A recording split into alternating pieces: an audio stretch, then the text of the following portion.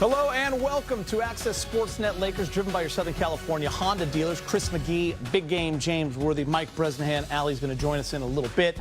Mike Trudell will handle the post-game duties. The Bucks came into tonight and they sent a message like championship teams usually do in a big game like this. Up by as many as 30 big game. They dominated from the jump.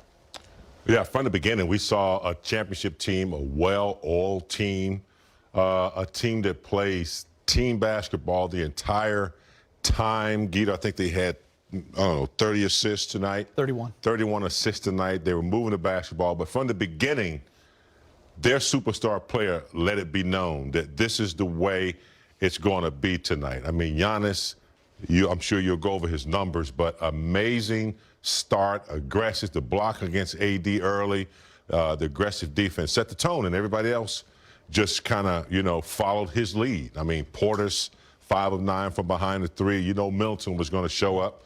But the way they play is what the Lakers are trying to get to. And, they do send messages. They're a championship team. They're trying to get back there. Giannis is, he's MVP player. So, the Lakers just have not been able to find any type of toughness at the beginning of the game, no resistance, and they can't seem to get off, the first quarter. When you get down that many points against this team, it's going to be a long night. Brez, the Bucks did it all, right? They made 15 threes and shot 41% from behind the arc. They had 64 points in the paint, and they turned 16 Laker turnovers into 25 points. LeBron was asked after practice yesterday, he said, is this a measuring stick game? He didn't say no, but he basically said, we know what we are, as in we're not quite ready for these measuring stick comparisons. And I get it, because you look at the Bucks' big three, much more polished together than the Lakers. Sure, they won a championship, and Russ Westbrook is a new piece for the Lakers.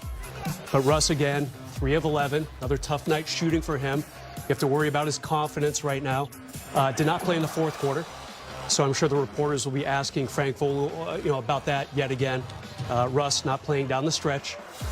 So, yeah, the Lakers, there are no measuring sticks yet. Yeah. And the schedule is only going to get tougher. Second hardest in the league. They have to be in Portland tomorrow night. They're going to take off right now for that game. That's a 3-hour flight. And then you got Golden State this weekend and Utah next week before the All-Star break. It does not get easy. I want to get to Giannis, but I'm going to hold off because I do want to ask one more Laker question. When we were all watching the game together, I thought Allie brought up a great point about the Lakers, after the way they came back and beat the Knicks and then had 2 days off to get ready for this game. Are you surprised that they were never in this fight? Yeah. Yeah, me too. They weren't able to carry any of that momentum. In fact, when I came in here in pregame, I was like, "It's going to be a good game tonight." Yeah, I know. That's why I'm asking you. Because I thought the Bucks would be a game where they might try to measure themselves just to see where they are, not possibly win, but the fight. And in the first quarter, it just didn't seem like they were up for the challenge, or they don't really know how to come out with that kind of strength and force. And they always wait till they get hit, and then they have to, all of a sudden try to start their engines up. It's way too late. They just don't seem like they have that confidence. When they get hit, they just don't know how they're going to respond. So it's, and the other thing is, offensively, that ball is getting stagnant again. It is not moving, and it is very easy to defend, especially good teams like Milwaukee. You're not gonna get anything on being stagnant and not moving. I know they had 28 assists. James, wouldn't you argue that it's easy to defend? Totally easy to defend. Because on the other side of the ball, the Bucks, every guy is driving, kicking, and swinging, and it's impossible to not have an open shot. You cannot defend motion on offense, and that's why so many guys for the Bucks were able to score and in double figures. But the Lakers, sometimes they get in that ISO, whether it's AD or LeBron, and it's just standing around and no one's moving. That ball needs to pop, man, if they're gonna get off this sack. Brez, when you used to write for the LA Times, you'd always had that kind of like add-on column. They always had some little nuggets in there. Sure. I used to love that, Brez. I used to look at that. I try to find stuff for you that you can use on the podcast when you and Allie crush it. I need it. Knicks, they gave up 71 points first half. First half. Bucks 78. Brez, that's 149 points over the last 72 hours in the first half. Yeah, this team starts and ends with the defense.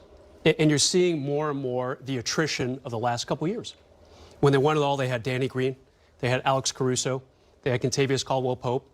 Kyle Kuzma last season became a pretty good quality defender. Very underrated there. That's 4 perimeter defenders right there that are gone. And you know, you try to fill those cracks. You know, there's salary cap constraints. Avery Bradley, we're going to take you even though you were in training camp with someone else. You know, we're going to try to make something happen here with Stanley Johnson. And this defense has severe limitations right now. Yeah. If you had told me before the game, you know, the Lakers are going to have 85 points at the end of the third quarter. And shooting over 50%. I'd say they might win this thing. Yeah. Instead, no, they were never in it. A late run, late flourish. Malik Monk dunk with about 5 minutes left. Brought him within 10. Not impressed. But, you know, that's you can't be excited. So I guess you got to flip that and say, how impressed are you with the championship Milwaukee Bucks? Because I'm going to give you some numbers, Big Game James, that you're going to have a hard time processing, because I know I did. I had to tweet it out. I couldn't believe it. Giannis, okay, and you brought up such a great point about how he set the tone for this game. Yeah. You truly did. It made me think back to that moment. I'm like, God, Big Game just nailed it. Like, the entire team followed his lead. Big Game, look at this. He has 91 points in 2 games against the Lakers. 91. Tonight, he was 17 of 20 for 44. I mean, he doesn't make threes very often. He's 30%. In his 2 games against the Lakers, he's 5 for 6. Overall, he's 35 for 43. Yeah. Shooting 81% in these 2 games combined. That's crazy. I mean, 14 boards tonight. I mean, Giannis was absolutely incredible. And I think what impresses me the most, guys, is when he plays LeBron and AD, he plays his very best. He brings it every single time. You know, Giannis is forever hungry. Nothing satisfies him. MVP, championship, not enough. He's hungry all the time. And here's the deal. He respects the game. Not to say that LeBron and AD and all these guys, the rest of the league does not respect the game. But he respects the game. And he respects the Los Angeles Lakers. He respects LeBron James and AD. And so when he comes to play them, he's bringing his full package. He didn't have time to mess around and, you know, be scared, be afraid. If he's going down swinging and fighting and with energy. And no one has been able to match his energy or his readiness when he comes ready to play. But he respects the game, and he respects LeBron and AD, and that's why he brings it to them like he does. Brez, before you go, I do want to ask Big Game one more question, then I want you to jump in on Giannis. You played with some of the all-time great winners. You yourself were a great winner. You know what separates those kind of guys. They were never satisfied and always wanted to win. Giannis comes out and wins a championship with the Bucks. Finally, all that pressure gone. People said he couldn't win. He was getting pulled out in fourth quarter late because he couldn't hit free throws, can't do this, can't do that. But he's not satisfied. He's not satisfied at all. He's not. And it's pretty impressive, right? I would think as a former player. It's very impressive because players like that, you know, they don't look back at bad things. They just look forward, and they take the criticism, and they thank you for it. Yeah. It gives them fuel to go work on their game, and that's what the great ones do. And I got to tell you, man, I bet you when the Lakers got Westbrook and AD and LeBron and all the noise was going around, Giannis was like, I got to be ready when I go to L.A. I got to be ready. He's in the lab. I got to get ready. And so, yeah, he's the real deal, man. I'm telling you, that first defensive play on AD, he was reaching, he was physical, he was pushing. Then he blocked the shot, and I was like, damn, that's it. The rest of the team, they followed right on him and with him. James, on the pregame show, Al and I were talking, and Giannis is actually the 3rd choice right now in Vegas for MVP. If the Bucks win the East in the regular season, how do you not pick him over a guy like Jokic, whose team is 6th in the West? Over a guy like Embiid, whose team is 5th in the East. It's pretty tightly packed in the East, but if the Bucks win the regular season in the East, my vote, I don't have one. I used to. I don't have one now.